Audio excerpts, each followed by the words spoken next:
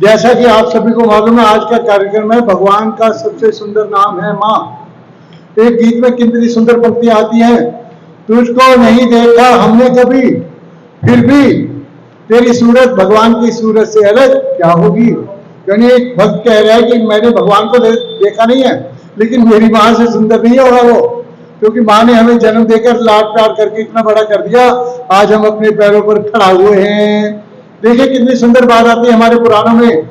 भगवान विष्णु ने अवतार लेना है त्रेता युग में, लेकिन माता कौशल्या की जो अभी तपस्या पूरी नहीं हुई है, लगभग 300 वर्ष और लगे उनकी तपस्या पूर्ण हुई, उनको वरदान मिला कि प्रभु आपके गर्भ से इस धरती पर आएंगे। माता कौशल्या के घर भगवान राम ने अवतार लिया। अब देखिए भगवान विष्णु जैसा कि वो भक्तों पर उनका स्वभाव है दयालु, उन्होंने पालने में बैठे बैठे चतुर्भुज रूप बना लिया। माता कौशल्या का थोड़ा सा क्रोध आया, बोले भगवान आपकी भक्ति करके मैंने अब आप विष्णु रूप में आपको नहीं देखने का मेरा मन, अब मैं आपको छोटे बालक के रूप में अपनी गोदी में खिलाना चाहती हूँ। तुरंत माँ की आज्ञा मांगकर वो क्या बन गए, छोटे से शिशु के रूप में, और रोने लगे। सुनते ना, सुनी वचन सुजाना रोदन खाना होई बालक से रूपा। तुरंत वो एक छोटे बालक के रूप में बदल गए और माँ की गोद में आकर मानो सिसकने लगे। तो माँ की शक्ति इतनी होती है, भगवान को भी उनकी बात को मानना पड़ता है। वही भगवान जब कृष्ण के रूप में आए, कान्हा जी के रूप में, जब वो अपनी लीलाएं कर रहे हैं, तो भगवान शिव ब्रह्मा अन्य देवता चारों ओर से ब्रह्मांड में उनकी लीलाओं को देखते हैं, लेकिन वो क्या देखकर हैरान होते हैं कि माँ यशोदा जब कान्हा जी बहुत शरारत करते हैं तो उनको एक रस्सी से उखल के साथ बांध देती है। माँ यानी वो भगवान को बांधने की शक्ति रखती है, और कान्हा जी उखल के साथ बंध भी जाते हैं, क्योंकि वो माँ के पास किस रूप में आए हैं, एक छोटे शिशु के रूप में। ध्यान से सुनना, आज दुनिया में कोई भी माँ है, जो भी माँ है जो हमारे सनातन संस्कृति से है, वो अपने बच्चे को क्या कहती है, कान्हा जी आए हैं। और घर में कोई बेटी आती है तो क्या कहती है, मेरे घर दुर्गा मैया आई है, लक्ष्मी आई है। क्योंकि हमारी सनातन संस्कृति अपने आप में एक महान संदेश लेकर देती है हमेशा।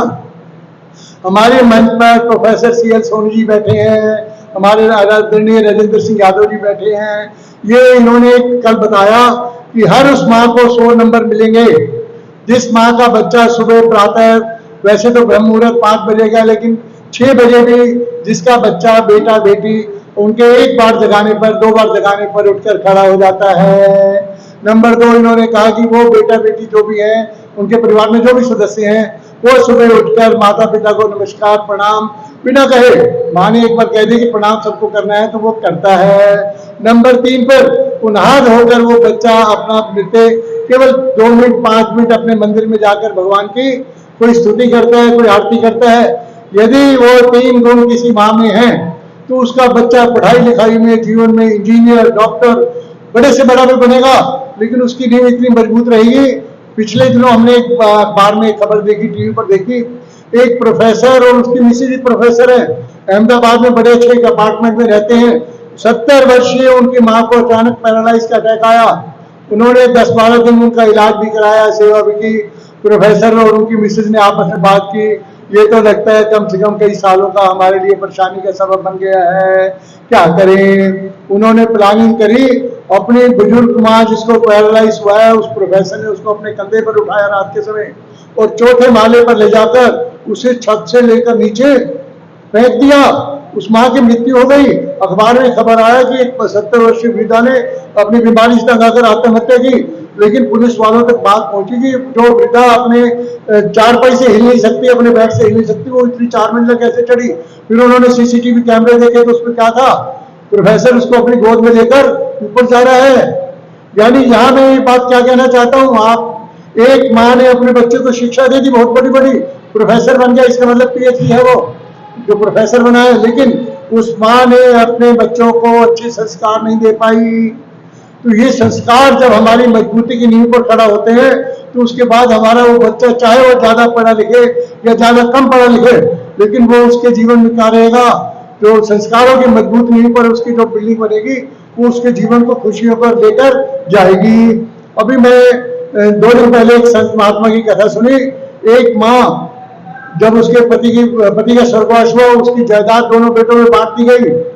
अब क्या परेशानी हुई, पहले तो उन्होंने भोजन देने से मना किया, लेकिन गांव के लोगों ने कहा कि भाई ऐसे नहीं, आपने पूरी जायदाद ली है, तो 15 दिन एक बेटा पिला इनको भोजन देगा, 15 दिन एक देगा। अब उस माँ के साथ दुर्व्यवस्था क्या हुई? जो महीना 31 दिन का आता था, 31वां दिन हुआ, 15 दिन पूरा होते ही वो बेटी और बहू कह देते थे अब आज हमारे घर भोजन मिलेगा, 15 दिन हो गए आपको। उस दिन वो गलियों में सड़कों पर मांग मांग कर भिखारी की तरह खाती है करोड़पति घर की लेडी। ये कहने का मेरा भाव ये है कि घर पर अपने बचपन को बालपन से ऐसे संस्कार दो कि बच्चों को लगे कि माता पिता की आज्ञा मानना और उनको ओबे करना तो हमारा सबसे पहला कर्तव्य है। अब आप कहेंगे हम अपने बच्चों को ये सब बातें तो बताते हैं, इसमें सबसे बड़ा कारण क्या रहा है? हमारी जो इंग्लिश भाषा में जो बच्चों की पढ़ाई है उसमें संस्कृति तो है ही नहीं कहीं। हमारे आप देखेंगे कॉन्वेंट स्कूल जो नाम आता है अंग्रेजों का, कॉन्वेंट स्कूल उसे कहते हैं वो बच्चे जिनके माँ बाप नहीं है, जो अनाथ बच्चे उनका स्कूल होता है कॉन्वेंट स्कूल। यानी वहाँ यूरोपीय देशों में बच्चों को पैदा करने के बाद वो सरकार के हवाले कर देते हैं, माता पिता के संस्कार बहुत कम मिल पाते हैं। यदि हम उन्हीं की कॉपी करेंगे तो हमारे बच्चे कहाँ से अच्छे संस्कार लेंगे? उनको यदि हम श्रवण कुमार की, वीर शिवाजी की और भगवान राम की और ऐसे जो महापुरुषों की कहानियां बताएंगे तो निसंदेह वो बच्चे हमारे बड़े होकर हमारी वो सेवा करेंगे, एक अच्छे समाज का निर्माण होगा। हमारा परिवार के माध्यम से मैं एक प्रार्थना करता हूँ आप सभी से। आप सभी अपने मोबाइल पर कोई भी फोटो लगाते हैं, बहुत अच्छा है, लेकिन मेरी प्रार्थना है कि आप अपने मोबाइल पर अपने माता पिता का फोटो अपलोड करें, जिससे वो जब भी आप अपने मोबाइल को खोलो दिन में 1 बार, 10 बार, 50 बार, हर बार आपको अपने भगवान के दर्शन हो, उनका आशीर्वाद आपको अपने अंदर महसूस हो। उसके बाद क्या होगा?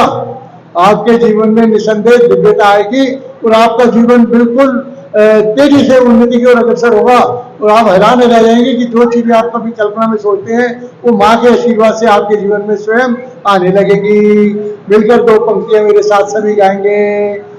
तुझको नहीं हो, तू कितनी अच्छी है, तू कितनी प्यारी है, भोली भाली है ओ माँ, ओ माँ, ओ माँ,